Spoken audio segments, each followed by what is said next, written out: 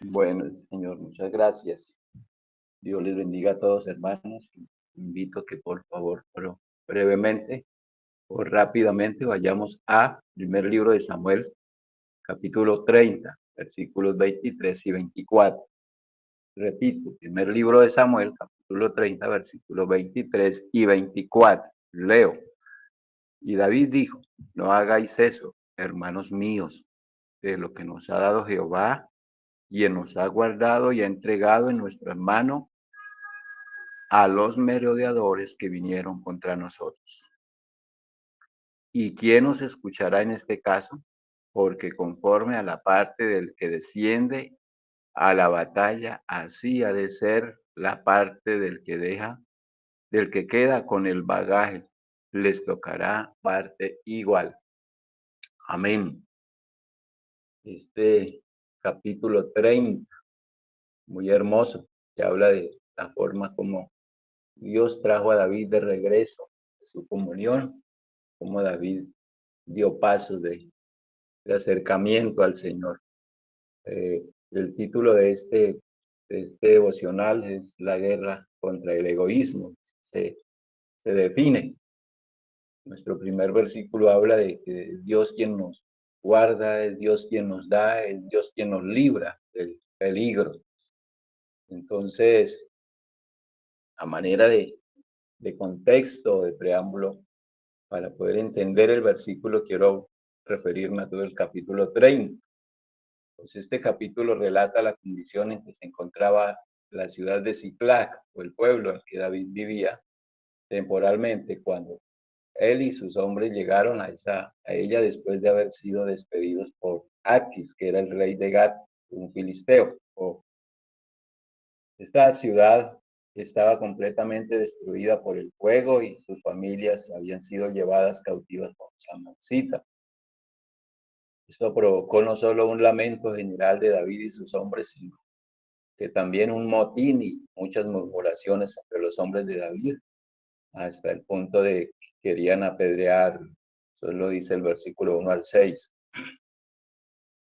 Luego, en adelante, David consulta al Señor sobre lo que debía hacer y Dios le ordena perseguir al enemigo, y siendo guiado, Dios le proveyó un muchacho egipcio, el cual los guió donde estaban y los atacó, derrotó y trajo de vuelta a los cautivos el botín.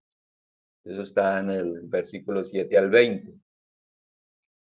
Luego viene la parte que nos ocupa, que es la distribución del botín, tanto a los que fueron con él como a los que se quedaron por causa de su cansancio y debilidad, se quedaron atrás. El versículo 21 al 25. Y por último, este capítulo habla de los presentes que envió a varios lugares de la tribu de Judá, que habían sido amables con él cuando estaba entre los filisteos, o entre ellos, perdón, de la tribu de Judá, huyendo del rey Saúl. Entonces aquí vemos este acto de justicia, que es nuestra primer parte, que corrige a los egoístas, haciéndoles entender que es Dios quien los ha guardado, quien les ha librado, quien les ha entregado a los enemigos de sus manos, les ha devuelto o ha permitido que ellos recobren sus familias. Entonces, según los versículos anteriores, después de ganar con éxito una guerra, ahora en estos versículos David libra otra guerra, es la guerra interna. Hay dos tipos de guerra, la guerra que está contra los filisteos y ahora la guerra que está interna entre el campamento. Aquí está atacando y combatiendo ese egoísmo terrible. Y es eso donde dice, no hagáis eso, hermanos. Recuerden que es Dios quien nos ha guardado, quien nos ha librado y quien nos ha devuelto.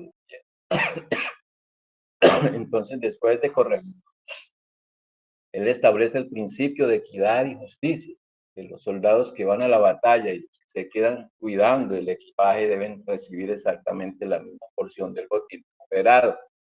Y reconoce que el éxito de la batalla proviene de Dios y de cada función en la comunidad que es igual de importante. Eso se le llama equidad, las funciones que desarrollan la comunidad o la iglesia. Por grande o pequeña que parezca la tarea, o el oficio que cada uno desarrolla. Así que este es el último paso que David tomó para solucionar las cosas después de su tiempo de descarriamiento entre los judíos, entre los filisteos. Aquí David se fortalece en Dios. ¿Y cómo lo hizo? Pues consultando al Señor, creyendo la promesa de Dios, porque Dios le dijo que le iba a entregar a sus enemigos en las manos. Luego David hizo lo que Dios le dijo. Mostró inesperado interés y bondad hacia otros y vio la victoria como de Jehová. Luego compartió la recompensa con otros y hizo lo que podía para reparar sus relaciones. Creo que estas son formas preciosas que se ven en el capítulo que nos ayudan a los creyentes a luchar contra el egoísmo. Por la mano de Dios con David y sus hombres, los amalecitas fueron sorprendidos en medio de un tiempo de parranda, de fiesta descuidada y alborotada. Fueron completamente derrotados y hasta ser casi destruidos. Todos los artículos que ellos habían robado y todas las mujeres y niños que se habían llevado fueron recuperados. Esta liberación fue más allá del esperado, pues cuando el Señor volvió el cautiverio, de nuevo el cautiverio de Ciclac. Y esto tal vez es lo que David recuerda cuando cita en el Salmo 126:1, que cuando el Señor hiciere volver de la cautividad, seremos como los que sueñan. Y hermanos, el poder amoroso de Dios no solo nos libra de las garras del pecado, no solo nos sustenta, no solo cautiva, sino que nos lleva de nuevo a Él y con grandes bendiciones. Así que el feliz cambio de circunstancias fue señalado por David con esos dos actos memorables. Uno fue el acto de justicia y el otro es el acto de generosidad. El acto de justicia fue su interferencia y su guerra frontal para resistir el horrible egoísmo de una parte de sus tropas, que ellos habían estado ensarzados contra Amalek y ahora estaban llenos de egoísmo. No solo deseaban, sino que hablaban de excluir a la parte debilitada que permaneció cuidando sus equipajes en el árbol defensor. Ellos no querían compartir el botín. En el versículo 2 dice lo que dijeron. Dice, por no ir con nosotros a la guerra, no les daremos del botín que hemos quitado, sino que cada uno, su mujer y sus hijos, que los tomen y se vayan. O sea que con razón en el mismo texto se le llaman los malvados y perversos, hermano. El egoísmo es una característica personal de las personas malvadas y perversas. Necesitamos luchar contra él. En la Biblia el egoísmo se define como el amor excesivo a uno mismo, que antepone los deseos propios a las necesidades del prójimo, o sea, adoración al yo. Es considerado una obra de la carne y lo opuesto al amor divino. Su raíz aleja a la persona de Dios y daña la vida en comunidad. Así que el egoísmo es buscar solo el beneficio personal, o sea, ignorar las necesidades de los demás y actuar solo por vanidad u orgullo. También es aislarse de los demás, es decir, rechazar el consejo y apartarse de la comunidad por no querer ceder el control y el interés personal.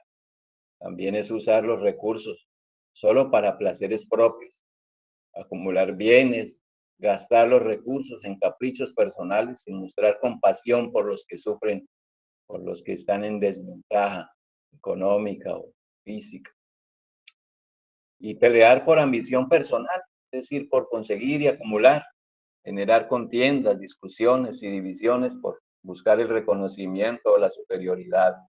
Todo esto se le conocen como obras de la carne, lo cual trae consecuencias graves, rompe las relaciones y trae desorden, pues la ambición egoísta conduce a la confusión, al enojo, la destrucción de la paz entre hermanos, produce aislamiento, solo piensa en sí mismo, termina solo, ya que aleja a sus amigos y familiares y al mismo tiempo está afrentando a Dios, quien es el dador y sustentador de su vida.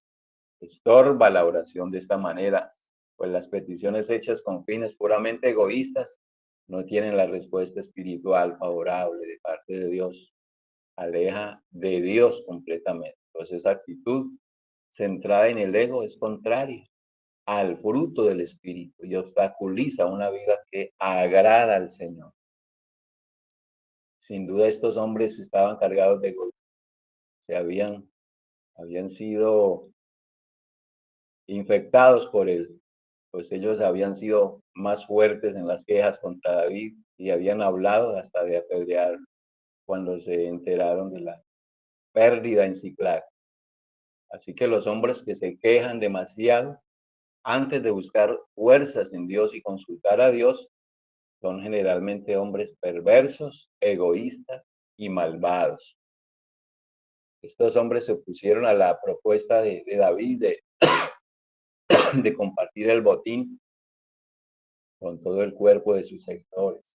Pues esta actitud egoísta fue especialmente desagradable para David en un momento en que tenían que reconocer que Dios había sido quien les había dado la victoria con muestras de bondad inmerecida. Así que esa recuperación de sus bienes y sus familias había sido una actitud de misericordia inmerecida de parte de Dios.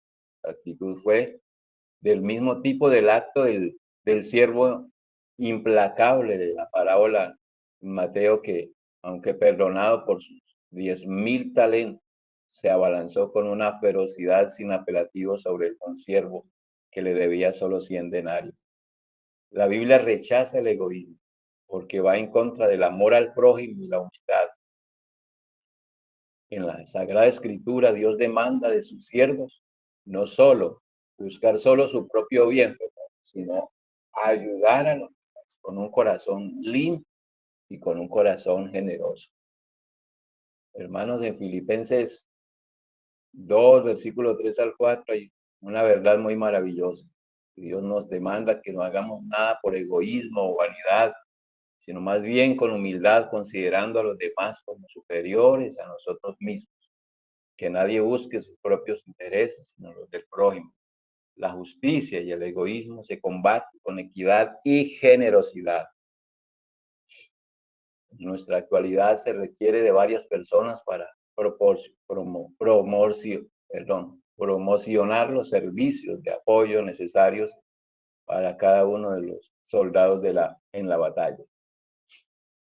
En la iglesia local y en otras organizaciones, a todos se nos debe tratar de la misma manera que a los que están en la primera línea, en el frente de batalla, con justicia, con equidad y generosidad. Ahora viene esta pregunta: ¿qué sería de una iglesia sin contadores, sin secretarias, sin mujeres, sin maestros de niños, etcétera, etcétera? Sin estos que trabajan a la sombra, los que trabajan en el ministerio público no llevarían a cabo su trabajo. ¿Estás en la primera línea de combate? No se olvides de los que lo respaldan. ¿Estás en el grupo de apoyo? Esté consciente que su puesto, aun cuando sea un poco menos encantador o entusiasta o visible, es vital para el trabajo del equipo. ¿Estás entre los que combaten? Revise su corazón, que no haya asomo de injusticia y egoísmo en él. Meditemos en el Salmo 89, 14, donde la Biblia nos describe que la justicia y el juicio son las bases firmes del trono de Dios, acompañados siempre por la misericordia y la verdad. Aquí podemos ver claramente la perfección del reino de Dios, la cual debe ser establecida por la iglesia o por el pueblo de Dios. Pues la justicia de Dios es actuar con rectitud total, es decir, por naturaleza. No hace diferencia entre las personas. El juicio habla de sus decisiones que son sabias y correctas. Él juzga la verdad de cada situación. La equidad habla de que Dios gobierna sin favoritismos y da a cada uno lo que es justo. Se basa en el bien puro. y su misericordia y su verdad van delante de él. Y esto significa que su poder no es solo fuerza, sino también amor, fidelidad hacia las personas. Ahora vemos el acto de generosidad y de David que apunta hacia el gran Hijo de Dios. Según estos versículos, ese acto de generosidad de David no solo que bendice a su equipo personal, sino también que consiste en distribuirlas por las ciudades vecinas o pueblos vecinos, el botín que él había tomado de los amalecitas. Si hubiera sido David egoísta, podría haberse quedado todo para él y su gente, pero David sabía que el botín de los enemigos era el botín que el Señor le había dado y que fue el Señor quien lo entregó en sus manos. Pues David deseaba reconocer a Dios en relación con esta victoria. Mostró que no había atacado a los amalecitas con fines personales o egoístas. Más bien reconoció con este acto de generosidad la bondad de Dios que había sido mostrada hacia él y sus ojos. Entonces todo esto apunta a Jesús de Nazaret, en esta generosidad, en esta profusión real de dones. Seguramente podemos reconocer un tipo adecuado de nuestro el Hijo de David, el Hijo de Dios, cuán claramente parecía desde el principio que el Espíritu de Jesucristo ejemplificaba su propia máxima que acabamos de citar. En Hechos 20:35 dice Pablo, hablando de Jesucristo, que él dijo, es mejor o es más bienaventurado dar que recibir. Lo seguimos a través de todo el curso de su vida en los evangelios y en las cartas del Nuevo Testamento, su vida y su ministerio terrenales. Vemos cuán justa era la imagen que se revela en cada uno de los pasajes de la Escritura para nosotros. Por ejemplo, Malaquías lo comparó con el sol de justicia, con sanidad en sus alas. Eso es una naturaleza gloriosamente efusiva que tenía arrojando obsequios de aprecio fabuloso en todas las direcciones, sin dinero y sin precio, como lo había dicho Isaías. Jesús anduvo por toda Galilea, enseñando en sinagogas, predicando el evangelio del reino y sanando toda clase de enfermedades y toda clase de dolencias del pueblo. Así que escuchemos las palabras iniciales del Sermón del Monte, que hay una gota de miel como la del panal. Aquí hay una bienaventuranzas que enriquecen y endulzan nuestra vida. Son maravillosamente elogiosas las preciosas virtudes a las que están apegadas. Hay que seguir a Jesús a través de cualquier parte de su carrera terrenal para poder hallar el mismo espíritu de generosidad real, el permanecer junto a Él incluso cuando Él estuvo en la última hora de su vida terrenal derramando su gracia y su bondad. Vemos cómo cuando fue atrapado sana el oído de Malco, y aunque no está curando sus propias heridas causadas por los golpes causados, escuchándolo, despreciando las lágrimas de las mujeres que lloraron y volviendo más bien su atención a los males de ellas que tenían más necesidad de ser lloradas. Hijas de Jerusalén, no lloren por mí, sino lloren por vosotras mismas, por vuestros hijos. Escuchemos los tonos tiernos de oración en medio de su agonía, más bien diciendo, Padre, perdónalos porque no saben lo que hacen. Estas no son oraciones egoístas, son oraciones cargadas de ternura, de bondad, de generosidad. Observemos la mirada llena de gracia que lanza al ladrón que está a su lado en respuesta a su oración de arrepentimiento. De cierto te digo que hoy estarás conmigo en el paraíso. Observemos cuán afectuosamente provee a María, su madre, mujer, he ahí tu hijo.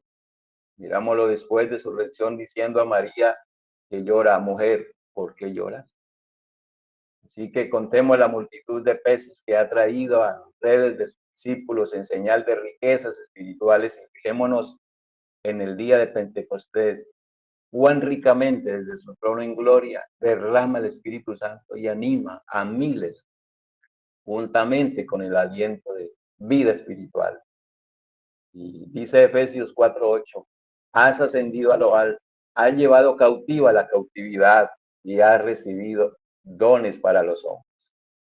Y también, no solo para los hombres que están dispuestos, sino para los rebeldes, para que el Señor Dios more entre ellos. Esa frase que parece sacada de 1 de Samuel 30, es una cita bíblica que se encuentra ahí en Efesios 4:8, donde el apóstol Pablo hace referencia al triunfo de Jesucristo sobre el pecado, la muerte y las fuerzas espirituales del mal tras su resurrección y ascensión al cielo. Así que Efesios 4:8 cita a su vez el texto del Salmo 68:18, un cántico de David que describe la victoria de Dios y su entrada triunfante al monte de Sión. La frase de su cántico evoca a un rey, a un general victorioso que regresa de la batalla con los enemigos que antes lo oprimían y ahora convertidos en prisioneros y llevando cautiva la cautividad y repartiendo bienes o regalos entre su pueblo. Hermanos, así que la equidad y la generosidad de David es una vislumbre de la munificencia de Dios, es decir, la generosidad espléndida, magnánima y desbordante de Dios hacia la humanidad. Y yo creo que esto nos llama a vivir en una actitud constante, perseverante y permanente de lucha contra el egoísmo y mirando hacia lo alto, al que nos ha llenado de la salvación y de muchos dones que disfrutamos hoy. Esta es la forma de luchar contra el egoísmo. Que el Señor les bendiga rica y abundantemente.